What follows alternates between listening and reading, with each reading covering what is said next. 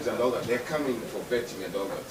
What will be your individual positions when they come for vetting? And then the second question that Kenyans across are asking, and it's serious, can the 4 individuals go on their own without the blessing of the party leader? Knowing the way O.D.M has been and all that, and the other political parties, can they go on their own without the blessings of the party? Can people believe that it was on their own and not without the blessings of the party leader, who had talked of dialogue and who had... Yes, as much as there is a party leader, but O.D.M operates under certain structures. And one of the highest decision making is a parliamentary group that was called upon last week that comprises members of parliament and also members of the National Executive Council. They sat, we deliberated on the issue of dialogue, and we said that the only thing that O.D.M is ready to engage KK is a National People's Convention. And it was read to the media, the standpoint of O.D.M as a party, and later on, it was also adopted by the entire Azimio brigade. So that is the structure of O.D.M, and that's how it operates, and that is the prism under which most political parties operate. So there is no any other decision other than that was given last parliamentary group. And you are aware that our party leader had traveled abroad. He just came yesterday. So anything that happens without the presence of our party leader is null and void. It is, and the Secretary General, through his letter, was written yesterday, yesterday but one, declaring the stand of O.D.M that there are precedents to an engagement of KK. The precedents, number one, is that abduction must stop. Secondly, all the people have lost life in the struggle from when Azimio was on the streets up to when the Gen Zs have been on the streets. All of the families affected must be compensated fully. The third one is that those arrested must be released unconditionally.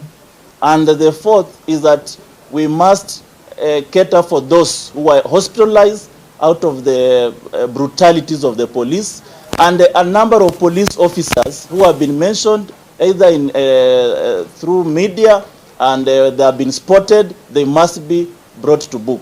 Those are the conditionalities of having the People's Convention. None of those conditionalities have been met. So that's why we are saying what happened yesterday were individuals who are clamoring to get jobs, and they are gotten out of O.D.M. We said bye-bye. The O.D.M party will continue.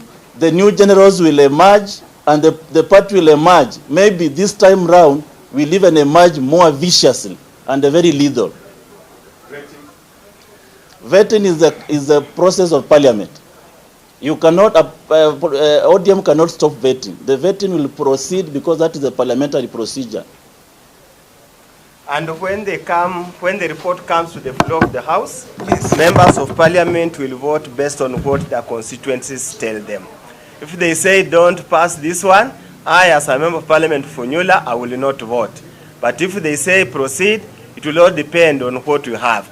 But we have some members in the entire cabinet who were proposed who have got questionable characters. Yeah. We wait to see how they will defend themselves and what kind of report will be presented on the plenary. Yes.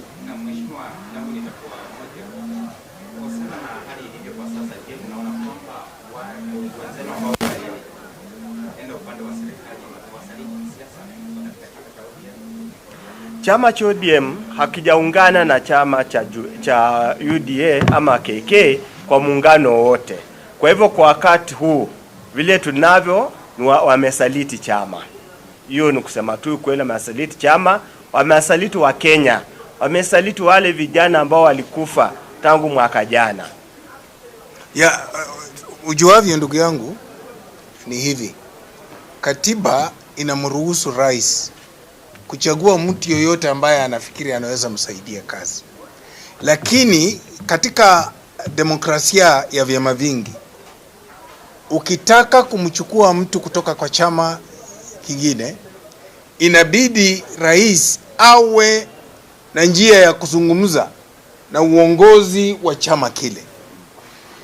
Katibu wa chama chetu ambaye yeye ndiye huweka nakala zote za mikutano wa NEC, mkutano wa CMT na mkutano wa parliamentary group ikiwa pamoja na NEC, amekanusha katakata. Na ule mkutano sisi tunasema tulielewana kuwa hakutakuwa na njia ya sisi kuacha kazi yetu kama walio wachache katika bunge tuingie katika serikali. Kwa hivyo kuambatana na hayo, na kwamba yeye kama katibu ajuavyo, hakuna mkutano ambao umeitwa wa vyama kuzungumza kwamba KK na chama chetu cha ODM tumekubaliana, tumeweka makataa kwamba tutakuwa na haya. Yes. From your statement, Raila Odinga was not aware. Why wouldn't he utilize even his experts to just communicate and clear the air that the four that have now joined the government have not joined as ODM? Is this part of a script that you front them then purport to announce that you are aware? And also, I think in the appointment committee, some ODM members are part of that committee. Why not have them also remain adamant that they are not going, or they actually write a dissenting report on the same? Yes, of course, we've written a minority report before. Last cabinet, remember, those who followed the proceedings. Could have combined them. I Yes. One question. Yes. Because the word out there is that it's your party leader who fronted their name. Yes. Sure. Who is telling the truth? But there was a letter, I don't know why you people like rumors and managing your news. Everything has a process. There have been a parliamentary group meeting. We've never had any other parliamentary group meeting. And the position of the parliamentary group meeting was clear. The party leader was there. The letter written by Secretary General Edwin Sifuna just a few days ago has not been refuted by the same party leader. Are you implying that Raila Odinga was not aware of what has happened? But we are saying the same. A coalition government cannot be done in a convoluted manner. You know what a coalition government is. You cannot have a coalition government with a few people, patches here and there, joining the government. You must sit down, draw a coalition agreement. So if William Ruto decides to fire Oparanya, what will you do? If William Ruto decides to fire Joho, what will you do as a party? There must be an agreement that we are giving you, even this member becomes incompetent, shall be replaced by another member from the party.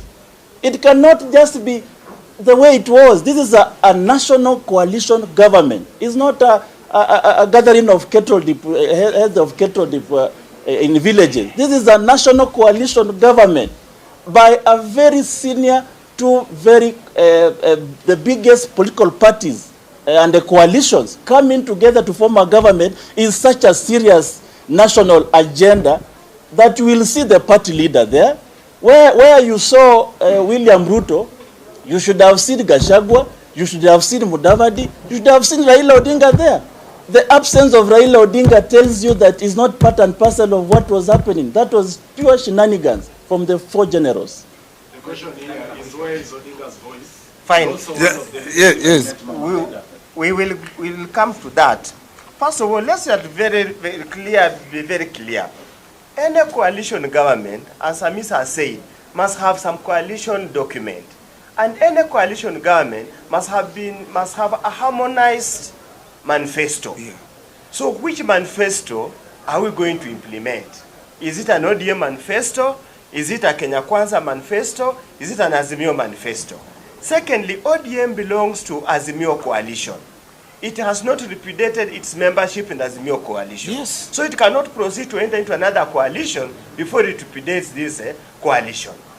In any case, you say that, that Baba wrote a letter, forwarded the names. And none of you is showing us any letter. Yes. Any letter, where is it? You see, as we clearly say, we should avoid besmirching people's names.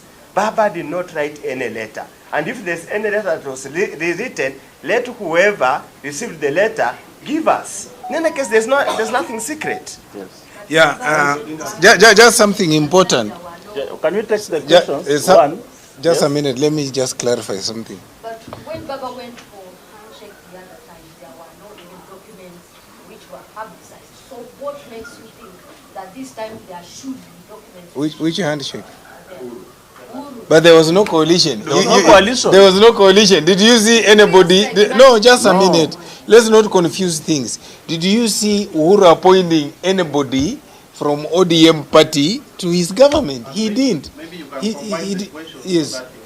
No, there's something I wanted to clarify here. You know, it is very, very unfortunate from a media house. You want to ask us, why is Raila not saying no? You have Raila's conduct. You know how Raila speaks. Yeah, it's very unfair. Yes, it's very unfair. We are speaking in our right as members of parliament, members of the party, members who attended the parliamentary group meeting. Okay? We are not speaking here as spokesman of Raila Amolo Odinga. Is it possible? Silence is loud. Is it possible, Mheshimiwa, that there could be an agreement and you are not aware of it? No, that's An agreement has to be ratified by the party structures.